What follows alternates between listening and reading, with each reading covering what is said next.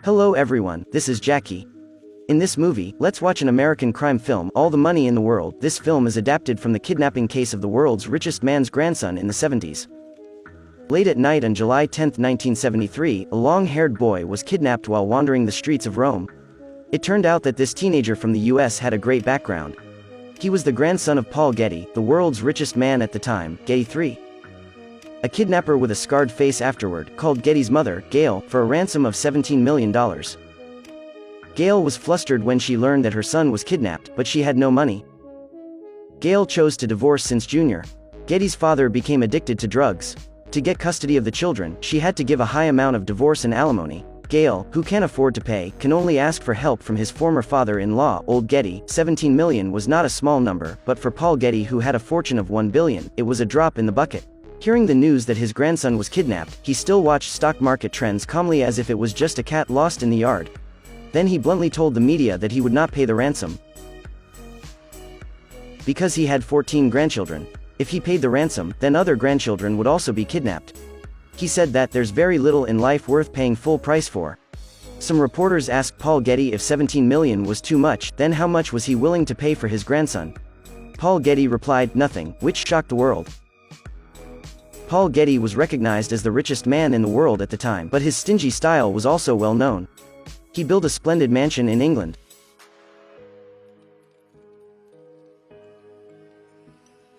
To prevent guests and servants from rubbing his free phone, he specially installed a coin phone in the mansion. Want a call? Okay, insert the coin.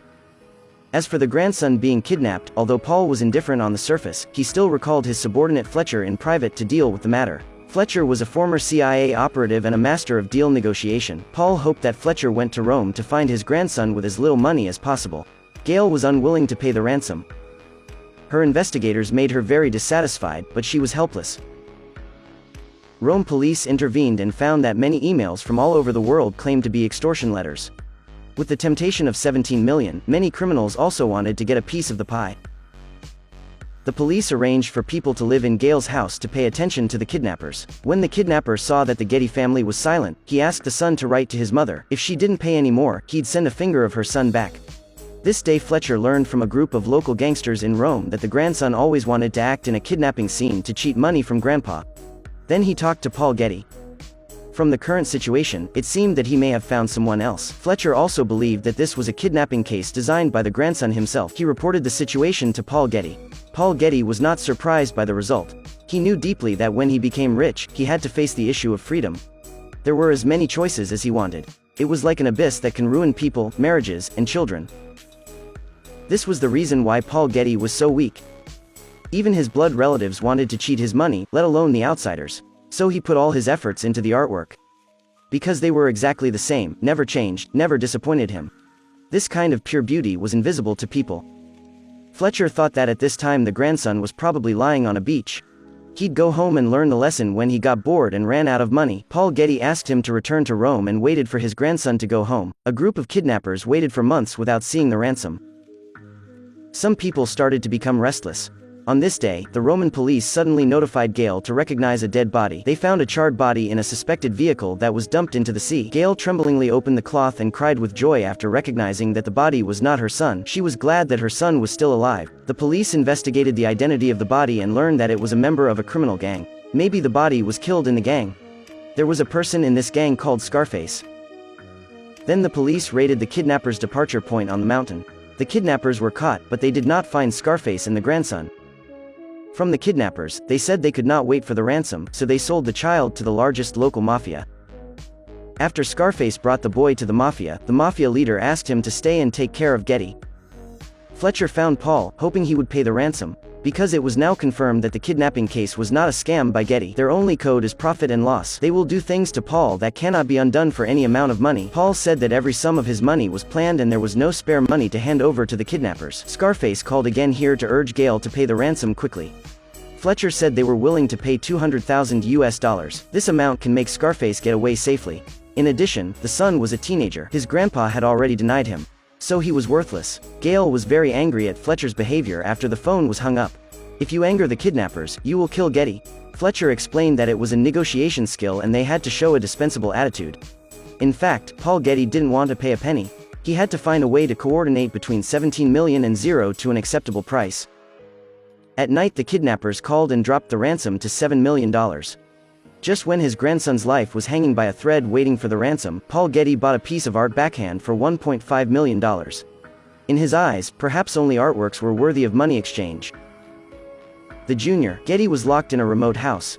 He took advantage of the guards singing and dancing, then ignited the wheat field outside the window with stolen matches, and tried to smash open the door to escape.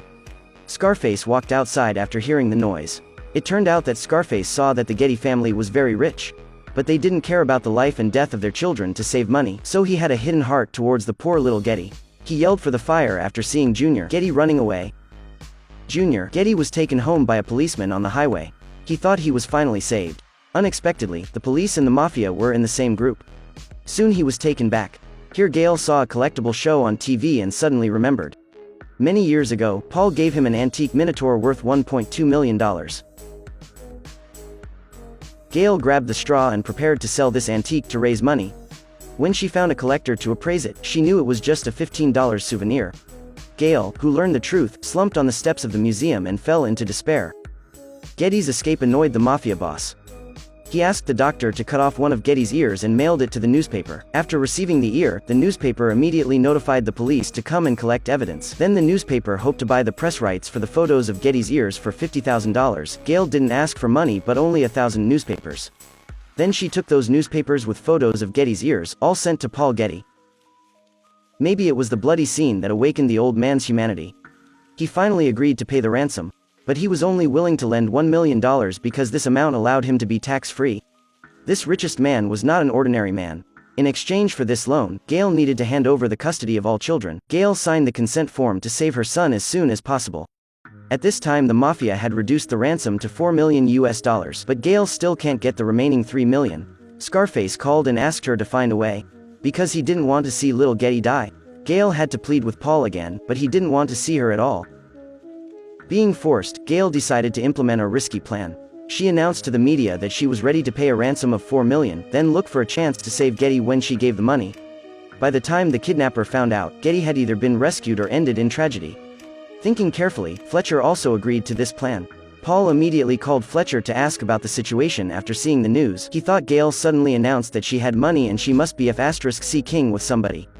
Fletcher was angry at Paul's approach to money without regard for the safety of his grandson. He scolded Paul, "You could have all the money in the world, and you are still a no-good miserable son of a bitch." The two broke completely. Maybe this awoke Paul. He then remitted all the ransom. There was also a telegram said, "The money and the children are hers."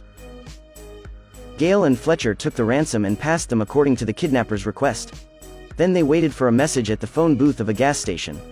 The mafia got the ransom and counted. They asked Getty to wait at the construction site. Scarface quietly told him to run quickly. Here Gale received a call and asked her to pick up someone at a construction site. When the mafia divided the money and was about to leave, they found police everywhere. The mafia leader sent his subordinates to find Getty to kill him. When Gale and Fletcher came to the construction site, Getty Jr. had already escaped. Little Getty ran to the town and the kidnappers chased him. He asked the people in the town for help, but they refused to take him in for fear of being implicated. At this time, the police also rushed to the town to control some of the mafias. Gale and Fletcher also came here to look for little Getty. Little Getty was about to be caught by the mafia when Scarface shot them and saved him. The poor child was finally rescued and returned to his mother. At the same time, there was no one by Paul Getty who was sick in the villa. He was holding a high-priced artwork and died in solitude. Surprisingly, Paul made Gale's child the heir, and stated that Gale will be responsible for all matters before the children reach adulthood. In the end, Gale displayed all of Getty's huge art collection in the Getty Museum. She also donated a lot of his property to charity. The end. The film is adapted from a real story, and it shows humanity's greedy dreams and indifference. The barriers to family relationships are beyond our imagination. People admire money, but few people have come into contact with huge amounts of money. This may be the reason why we don't understand the rich world. Well, this movie ends. Don't forget to like and subscribe. Thank you for watching. See you next time.